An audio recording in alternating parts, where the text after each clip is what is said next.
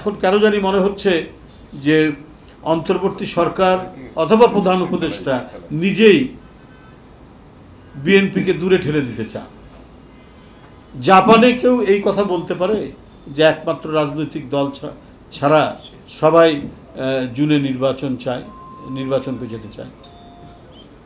এই সংস্কার আরও সংস্কার হতে পারে 50 বছরে, 10 বছরে, 20 বছরে, সেটা আবারও সংস্কার হতে পারে, কিন্তু ওটা রিজিড হয়ে যাওয়া, একেবারে কি বলে থাই পাহাড়ের মতো মানে একবারে শক্ত হয়ে গিয়ে বসে থাকা, যে সংস্কার আগে করতেই হবে তারপর নির্বাচন, মানে অন্য সব কিছুই গণতন্ত্রের উপাদান, নির্বাচনটা উপাদান না।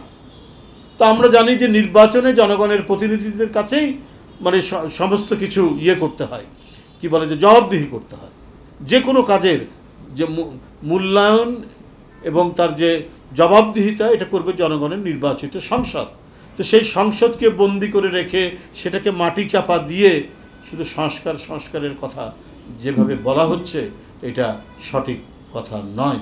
এবং এই জন্যই যে আজকে যদি সত্যিকার অর্থে ডেমোক্রেটিক মাইন্ডেড যারা উপদেষ্টা, তাদের কি গণতান্ত্রিক সংগ্রামে তাদের অবদান আছে, তারা কি গণতন্ত্রকে প্রতিষ্ঠার জন্য, গণতন্ত্রের প্রতি যে মমত্ব, নিজের সন্তানের প্রতি মমত্ব কখন থেকে, যে সন্তানকে আমি মানুষ করে তুলি, গড়ে তুলি, তাকে ভালো স্কুলে দেই, তাকে ভালো স্কুলে পড়াশোনা করার জন্য আমার যদি সঙ্গতি নাও থাকে, তারপরেও নানাভাবে চেষ্টা করে তার স্কুলের বেতন, তার খরচ, প্রাইভেট মাস্টারের খরচ, এইসব দিয়ে বই কিনে, খাতা কিনে, কলম কিনে তাকে গড়ে তোলা হয়, তখন সেই সন্তানের প্রতি আরও মমত্ব জাগে, যেটা মানুষে আসবে। তো এই উপদেষ্টা সাহেবদের তো সেই মমত্ব নেই, কারণ তারা কোনোদিনই একদিন রোদের তীব্র গ্রীষ্মের মধ্যে কখনো মিছিল করে প্রতিবাদ করেননি যে শেখ হাসিনা যে গণতন্ত্রকে হরণ করেছে, শেখ হাসিনা যে মানুষের কথা বলাকে একেবারে কেড়ে নিয়েছে,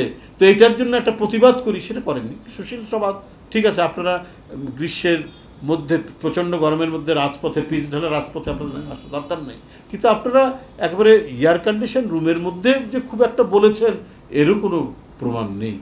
যাই হোক, আমি মনে করি যে সরকারের শুভবুদ্ধির উদয় হোক, এবং সরকার যেভাবে মানে নিজের থেকেই সবকে সরিয়ে দিচ্ছেন, এটা সরকারের জন্য মঙ্গল বয়ে নিয়ে আসবে না।